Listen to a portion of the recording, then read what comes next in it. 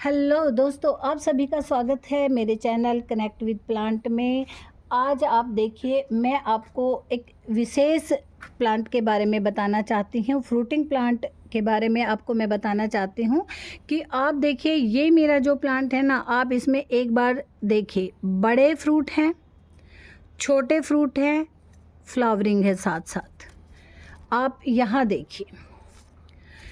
देखिए, छोटा फ्रूट है, बड़ा फ्रूट है, उससे बड़ा फ्रूट है और फ्लावरिंग है। देख पा रहे हैं शायद आप सेम इसी ब्रांच में देखिए, ऊपर फ्लावर है, छोटे फ्रूट हैं और बड़े फ्रूट हैं। आप किसी भी टहनी को उठा के देख लीजिए, छोटे फ्रूट हैं, बड़ा फ्रूट है और फ्लावरिंग है, फ्लावरिंग चल रही है। तो मेरे कहने का मतलब ये है कि ये एक ऐसा नींबू का प्लांट है, एक ऐसी वैरायटी का नींबू प्लांट है जिसमें फ्रूटिंग और फ्लावरिंग साथ साथ चलती रहती है। तो इसका मतलब क्या हुआ कि ये हमें साल भर जो है वो फ्रूटिंग देता रहता है।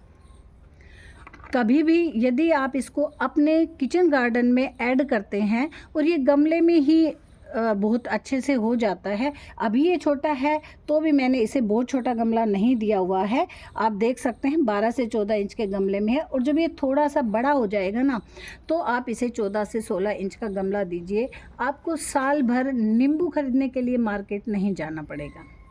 आप देख सकते हैं मेरी ये जो टहनी थी, ये इतनी ज़्यादा झुक गई थी, क्योंकि आप देख रहे हैं मैंने अभी मैं तोड़ रही थी नींबू, फिर मेरे को ध्यान आया कि चलो मैं इस पे वीडियो ही बना लेती हूँ। तोड़ने के बाद मुझे ध्यान आया, आप देख सकते हैं मैंने अभी इसमें से नींबू ये चारों एक साथ लगे हुए थे, और ये टहनी, बड़ी वाली टहनी को भी बुरी तरह झुका रही थी। छोटा मेरा प्लांट है तो ये पूरे पेड़ को झुका देगा, इसलिए मैंने इनको तोड़ लिया था। इतने छोटे से में भी रस बना हुआ है, क्योंकि ये एक विशेष नींबू है। इसे आप को अपने गार्डन में ज़रूर लगाना चाहिए। अब देखिए, इसमें जो सोयल मिक्स है वो मैंने कैसे तैयार की। मैंने इसमें बहुत कुछ नहीं मिलाया, सिर्फ नीम खली, 50% खाद और 50% अपनी गार्डन सोयल मिला के मैंने लगा दिया था। ये मेरा 1 साल पुराना है, और ये मेरा ज़्यादा, यदि इसके मैं स्टैम्प की बात करूं तो ये 1 फीट से ज़्यादा, बहुत ज़्यादा नहीं है। आप देख सक रहे हैं। तो इतने छोटे से प्लांट पे यदि आपको इतनी फ्रूटिंग लेनी है, तो आप इस प्लांट को अपने गार्डन में ज़रूर ऐड करिए। ये एक मेरी आपसे सजेशन आप मान सकते हैं। अब बात करूं कि मैं इसको कैसी धूप चाहिए। इसे आप फुल सनलाइट में रखिए, तभी इसमें फ्लावरिंग और फ्रूटिंग जो है वो बनती रहेगी। और खाद की यदि मैं बात करूं तो इसमें हर मंथ इसमें खाद की ज़रूरत होती है। कौन सी खाद देंगे हम इसमें? आप देखिए, इसमें हम देंगे काऊ डंग कंपोस्ट। यदि आपके पास है तो सबसे पहले आप इसमें काऊ डंग कंपोस्ट दीजिए। फिर आप इसमें जो दूसरे नंबर पे जो हमारी विशेष खाद है वो है हमारी सरसों खली। आप इसे डायरेक्ट मत डालिए, पीस कर भी मत डालिए। आप इसे पहले पानी में डालिए, 24 घंटे तक आप इसे रखा रहने दीजिए, और फिर आप इसे पानी में डाइल्यूट करके अपने नींबू के प्लांट में डालिए। क्यों डालेंगे और इनसे हमें क्या क्या बेनिफिट हैं वो मैं आपको बताती हूँ। अभी सरसों खली आपने डाइल्यूट कर लिया और अपने पेड़ में डाल दिया। अब ये सरसों खली जो है ना, आपको बहुत ज़्यादा ही साधारण लग रही है, क्योंकि ये आपको इजीली मिल जाती है, तो हम इसकी जो है कदर नहीं करते, या मैं कहूँ कि हम इसकी वैल्यू नहीं जानते हैं। लेकिन मैं बताती हूँ कि इसका प्रयोग हम क्यों करें। इसमें जो है नाइट्रोजन, फास्फोरस और पोटेशियम। यदि मैं आपसे कहूँ कि इसमें NPK अच्छी तरह से मिल जाता है, तो आप ये गलत नहीं होगा। आप उसका पूरा का पूरा, इसमें नाइट्रोजन, फास्फोरस और पोटेशियम हमें मिलता है।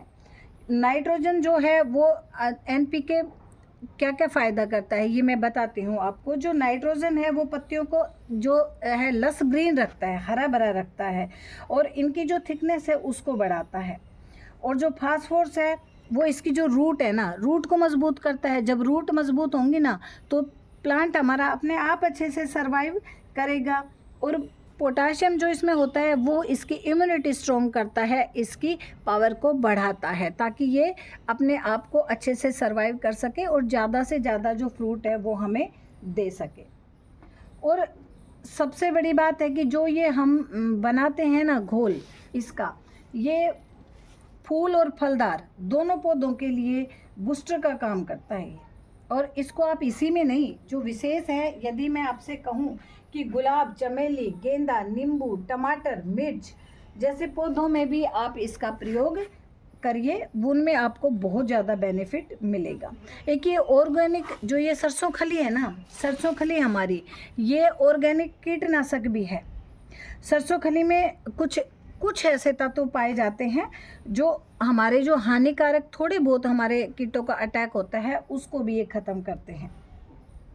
सबसे बड़ी बात तो ये है, ये हमारी मिट्टी की, हमारी जो मिट्टी है ना उसकी क्वालिटी को सुधारते हैं। और जब मिट्टी अच्छी होगी तो प्लांट हमारा देखिए सर्वाइव करेगा ही करेगा। मिट्टी में जो जैविक पदार्थ हैं वो बढ़ते हैं और हमारी मिट्टी आप देख सकते हैं किस तरह से एकदम पोरस मिट्टी है। बिल्कुल आप देख सकते हैं एक एक कण इसका अलग अलग दिखाई देता है, बिल्कुल पोरस मिट्टी को बनाता है। तो इसका प्रयोग हमें करना चाहिए। एक बात इसकी विशेष क्वालिटी ये भी है कि ये स्लो रिलीज़ है। यदि आप इसको एक बार डाल देंगे ना तो ये कम से कम 30-40 दिन अपना काम करता रहता है।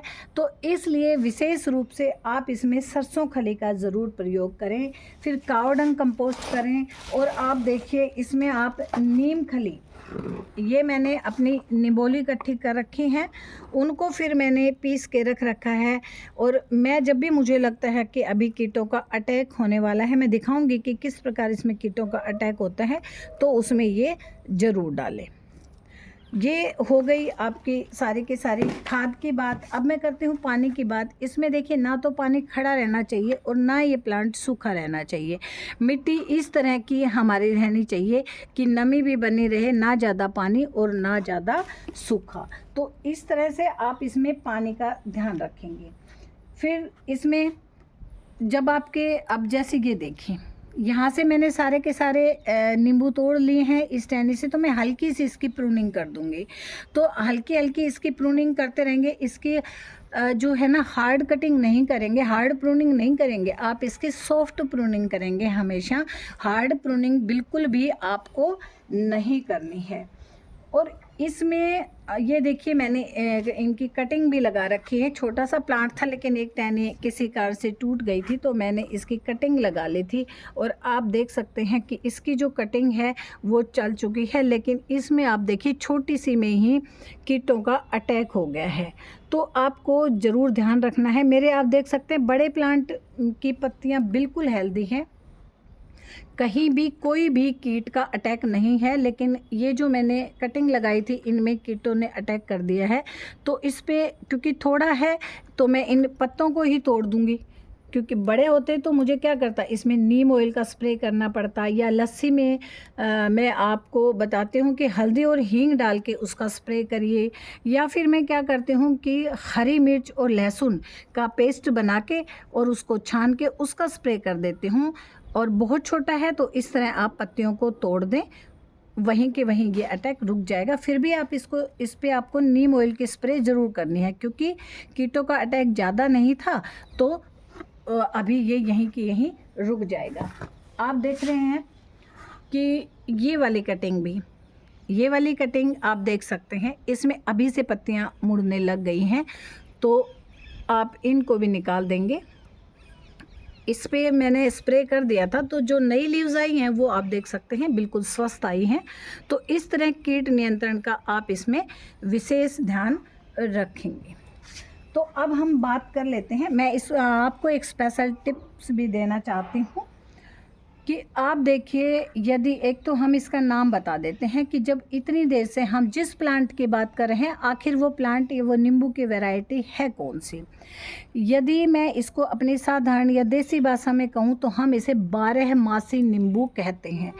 12 मासी मीन्स 12 के 12 मंथ, मतलब साल भर जो ये है फ्रूटिंग और फ्लावरिंग एक साथ करता है। अक्सर हम प्लांट में कहते हैं कि जब फ्लावरिंग आए तो आप पानी देना बंद कर दीजिए, लेकिन ये प्लांट ऐसा है कि चाहे फ्लावरिंग हो चाहे फ्रूटिंग हो, हम इसकी केयर उसी तरह करते रहेंगे। इसमें हर महीने खाद देते रहेंगे, पानी की व्यवस्था रखेंगे, इसे हम डायरेक्ट सनलाइट में रखेंगे, और जब ये थोड़ा और बड़ा हो जाएगा तो हम इसे बड़े पॉट में शिफ्ट कर देंगे। देखिए, आपको नींबू लेने के लिए मार्केट जाना ही नहीं पड़ेगा। हम इसे कागजी नींबू के नाम से भी जानते हैं। आप यदि नर्सरी जाते हो, 12मासी नींबू नहीं समझते हैं तो कागजी नींबू भी कह सकते हैं। इसमें छोटे से में ही बहुत सारा रस होता है, तो इसलिए इस प्लांट ने आपको बहुत ज़्यादा, ये इस प्लांट ने मुझे बहुत ज़्यादा मैं कहूँ कि खुश किया है। तो आप भी इसे अपने गार्डन में लगाएंगे तो आपको भी बहुत अच्छा फील होगा, क्योंकि आपको ये बहुत सारे फ्रूट देने वाला है। अब मैं आपको स्पेशल टिप्स बताती हूँ कि आप चाहते हो ना कि आपके प्लांट पे लगातार फ्रूटिंग और फ्लावरिंग हो, तो जो बाकी फ्रूट के प्लांट की हम कम करते हैं प्रूनिंग, लेकिन इसकी आप हल्की हल्की प्रूनिंग करते रहेंगे, और जैसे ही आप फ्रूट तोड़ेंगे उसमें आप तुरंत फिर खाद देंगे, ताकि इसकी एनर्जी बनी रहे और ये हमें फ्रूटिंग और फ्लावरिंग देता रहे। तो इस नींबू के प्लांट की ये थी विशेष टिप्स, तो आप विशेष ध्यान रखिए बस इस बात का। और यदि आपको मेरी वीडियो अच्छी लगी हो तो प्लीज़ लाइक करिएगा, शेयर करिएगा एंड सब्सक्राइब करिएगा।